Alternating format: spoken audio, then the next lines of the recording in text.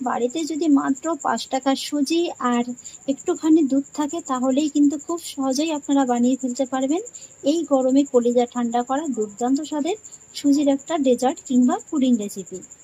নমস্কার বন্ধুরা, অনুভব রান্নাঘরে আরও একটি নতুন পর্বে সবাইকে স্বাগত জানাচ্ছি। বন্ধুরা, আজকে আমি আপনাদের তৈরি করে দেখাবো এই গরমে ঠান্ডা ঠান্ডা সুজির পুডিং রেসিপি। মাত্র 2 থেকে 3টে উপকরণেই কিন্তু এই রেসিপিটি তৈরি করা যায়। তৈরি করাও খুবই সহজ। আশা করছি আপনাদের আমার আজকের এই রেসিপিটি খুবই ভালো লাগবে। এই রেসিপিটি কিন্তু গরমে খেতে খুবই ভালো লাগে।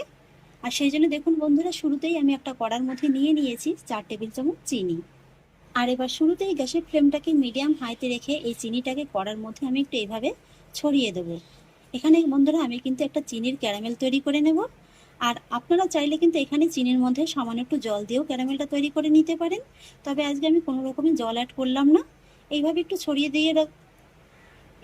ছড়িয়ে রাখবো। আর এইভাবে দেখবেন কিছুক্ষণের মধ্যেই কিন্তু চিনির ভিতরে ক্যারামেল হতে শুরু করে দিয়েছে। এই তো দেখুন বন্ধুরা, চিনিটা কিন্তু আস্তে আস্তে গলতে শুরু করে দিয়েছে আর চিনির ভিতরে কিন্তু একটা ক্যারামেল হতে শুরু করে দিয়েছে।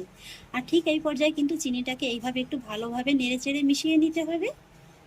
আর এইভাবেই মেশাতে মেশাতে দেখতে পাবেন যে চিনিটা খুব ভালোভাবে একদম গলতে শুরু করে দিয়েছে।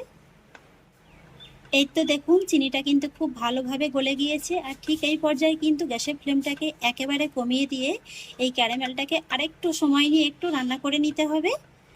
আর এই সময় কিন্তু নাড়ানোটা একদমই বন্ধ রাখা যাবে না, এইভাবেই কিন্তু একটু অনবরত নেড়েচেড়ে নিতে হবে। তা না হলে কিন্তু আবার ক্যারামেলটা নিচ থেকে পুড়ে যাবে আর সেক্ষেত্রে কিন্তু ক্যারামেলটা খেতে তেতো লাগবে আর পুডিংটাও কিন্তু সেই কারণে খেতে তেতো লাগবে। এই তো বন্ধুরা, চিনির ক্যারামেলটা কিন্তু আমার খুব সুন্দরভাবে তৈরি হয়ে গেছে। আশা করছি নিশ্চয়ই রংটা দেখে আপনারা বুঝতে পারছেন যে এটা কতটা পারফেক্টভাবে তৈরি হয়ে গেছে। আর ঠিক এই পর্যায়ে কিন্তু আমি গ্যাসের ফ্লেমটাকে অফ করে দেব। আর তারপরে এই গরম কড়ার মধ্যে আরও কয়েক সেকেন্ড এইভাবে একটু নেড়ে চেড়ে নেব। এতে করে ক্যারামেলের ভিতরে খুব সুন্দর একটা পারফেক্ট কালার চলে আসবে। আর তারপর আমি যে বাটির মধ্যে আজকের পুডিংটা বসাবো সেই বাটির মধ্যে সঙ্গে সঙ্গে এই ক্যারামেলটা দিয়ে দেব। এই কাজটা কিন্তু আপনারা একটু চটজলদি করবেন, তা না হলে ক্যারামেলটা কিন্তু কড়াইতেই থেকে গেলে কড়াইয়ের ভিতরে কিন্তু জমে যাবে। আর তারপরে ক্যারামেলটাকে এই বাটির মধ্যে কিন্তু সঙ্গে সঙ্গে এইভাবে একটু সেট করে নিতে হবে, তা না হলে আবার ক্যারামেলটা কিন্তু একটা জায়গাতেই একদম জড়ো হয়ে যাবে। এই তো বন্ধুরা, ক্যারামেলটাকে আমি বাটির মধ্যে খুব সুন্দরভাবে সেট করে নিয়েছি। আর এবারে আমি বাটিটাকে একটা সাইডে রেখে দেবো যাতে করে ক্যারামেলটা খুব ভালোভাবে ঠান্ডা হয়ে সেট হয়ে যায়। আর এবার আমি আরও একটা বাটি নিয়ে নিয়েছি, তার মধ্যে নিয়ে নেব 2 টেবিল চামচ কাস্টার্ড পাউডার। এই কাস্টার্ড পাউডারটা দিয়ে পুডিংটা করলে কিন্তু পুডিংটা খেতে খুবই ভালো লাগে। তবে আপনাদের হাতের কাছে যদি কাস্টার্ড পাউডার না থাকে সেক্ষেত্রে কিন্তু আপনারা 2 টেবিল চামচ কর্নফ্লাওয়ারও অ্যাড করতে পারেন।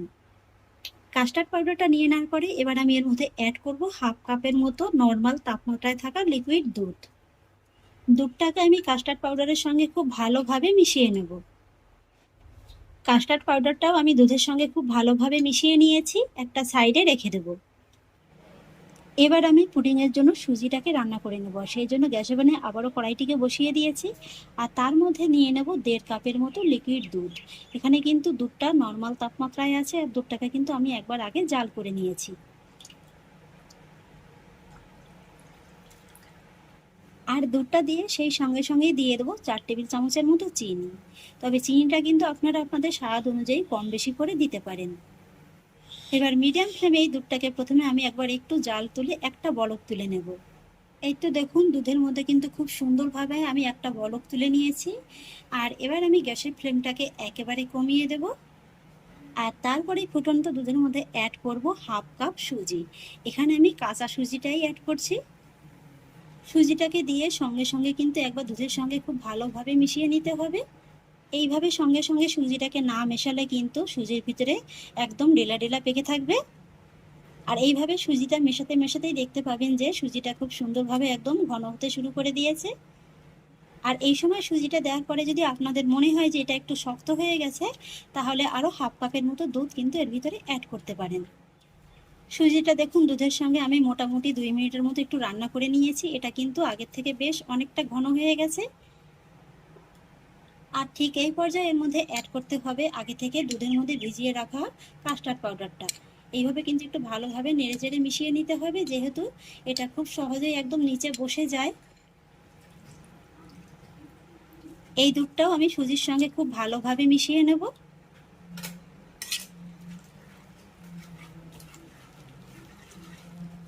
আর কাস্টার্ড পাউডারটা দেওয়ার পরে কিন্তু সুজিটাকে খুব বেশি সময় নিয়ে রান্না করে নেওয়ার কোনো প্রয়োজন নেই।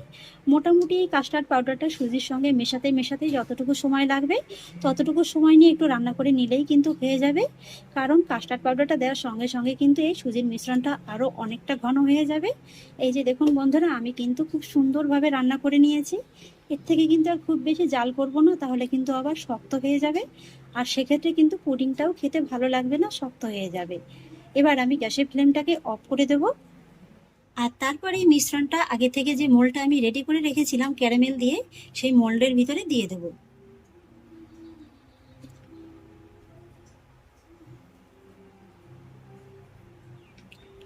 আর তারপরে মিশ্রণটাকে খুব সুন্দর করে একদম সমানভাবে সেট করে নেব।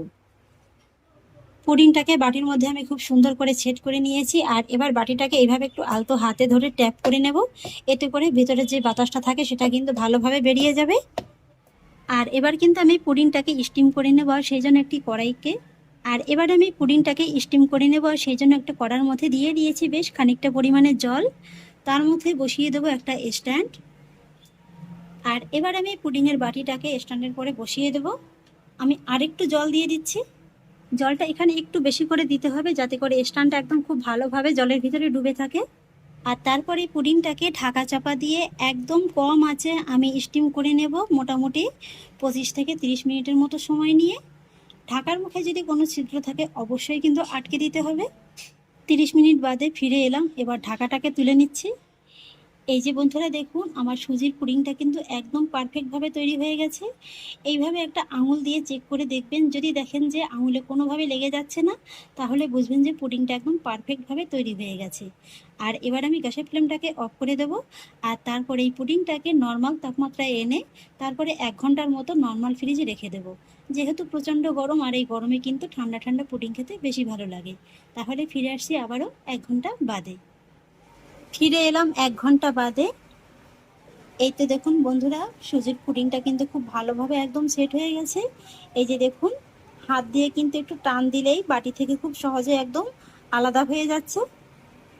এবার আমি পুডিংটাকে একটু ডিমোল্ড করে নেব।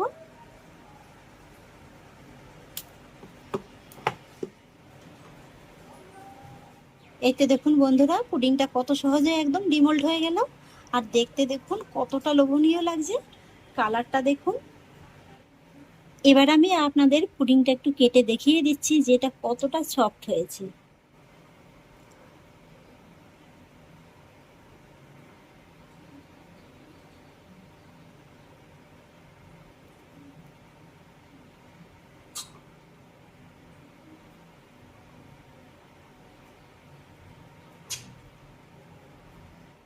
আশা করছি কাটাটা দেখে আপনারা নিশ্চয়ই বুঝতে পারছেন যে পুডিংটা কতটা সফট হয়েছে।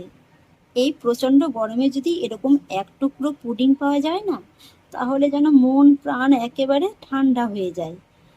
খুবই কম খরচে মাত্র হাফ কাপ সুজি দিয়ে কিন্তু আপনারা ঘরে বসে খুব সহজেই তৈরি করতে পারবেন এরকম দুধ সুজির পুডিং। আর এখানে বন্ধুরা আমি মাত্র হাফ কাপ সুজি নিয়েছি, তো এটা যদি আপনারা টাকার হিসেব করেন তাহলে কিন্তু মাত্র 5 টাকা সুজি আছে।